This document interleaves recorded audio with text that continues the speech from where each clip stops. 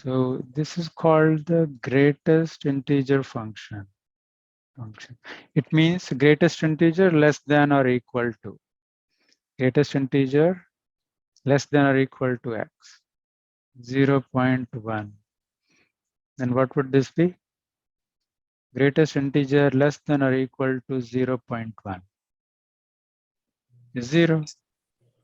And negative 0.1, negative 1, right? 0, 0, right? So like this, now you understand what this means. So let's also look at the graph for this function before we go to do the limits. Right? So I'll do it for a few values. 0. Okay, so we saw here for 0, it is 0, right? And for 0.1, it is still 0. So here also it is 0. For 0.2, for 1, it is 1, right? That means it is 0 all the way up to here, but not here, right? And for 1.1, do you see the pattern? And here for negative 1, it keeps on going like that. It's like a steps, and then the leftmost point is included and the rightmost is excluded. This is the graph of the greatest integer function, which is written like this or like this. This is what's in the denominator. And this negative at the top says it is the left limit, just left of negative 3. That means, so we are just left of negative 3. So we are here somewhere, right? Because we are doing negative 3 from the left. The minus on top of the negative 3 indicates that we are coming towards negative 3 from the left. So when you are trying to find one-sided limits, you can use this technique. This is negative 3 and I am somewhere here, right? So suppose this separation is t. T is some positive number. And this is my x.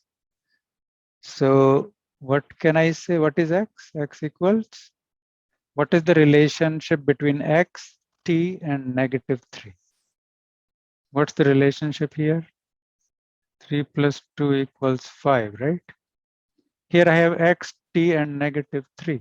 So what is x then? Where t is some positive number, right? Because only then x will be on the left. If t is negative, then x will come to the right, correct? So since we are trying to find the left-sided limit, we are saying, okay, x is negative 3 minus t, where t is some positive number. If that's the case, I can rewrite this limit in terms of t. I can replace x with negative 3 minus t. So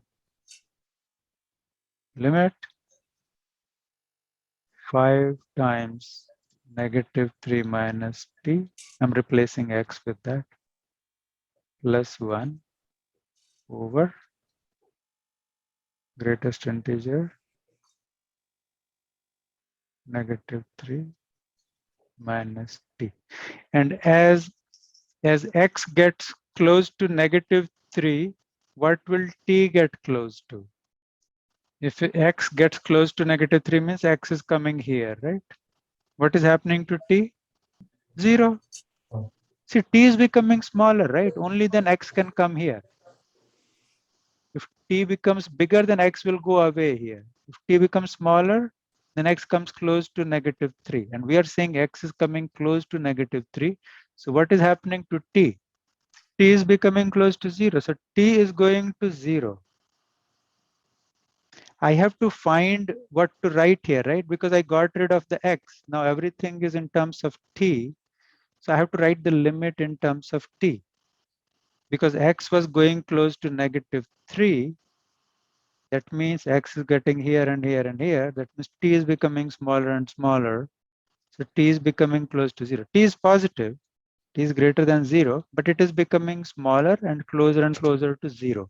That's the only way for x to come close to negative 3. Right? So I rewrote this limit like this. And now there is no left hand, right hand in this. Right? Now we can do the normal limit. So this is a way to replace a one-sided limit in terms of a normal limit. It is still one-sided, but we change the variables so it's not written as one-sided. We know t is greater than 0, and I can just write it like this. We still have to solve it, but I've just shown you the first step. We are over to the left of -3. And we will stay on the left of -3 because we never become equal to -3. X never becomes equal to -3. T never becomes equal to 0. That means we are operating here. We will be using this graph for X. What is this value? -4. Because we are here, this greatest integer less than or equal to -3 minus t means we are here. So this value is -4. You have to be careful here because if you plugged in 0, then it becomes -3, right? Then it will jump over here. We are not there. We are on the left of -3. And here it is straight, simple stuff. There is no greatest integer or anything like that. So here we can plug in 0. What do we get? -15 plus 1. What is that equal to? -14 over -4, which is 7 over 2. That is the limit.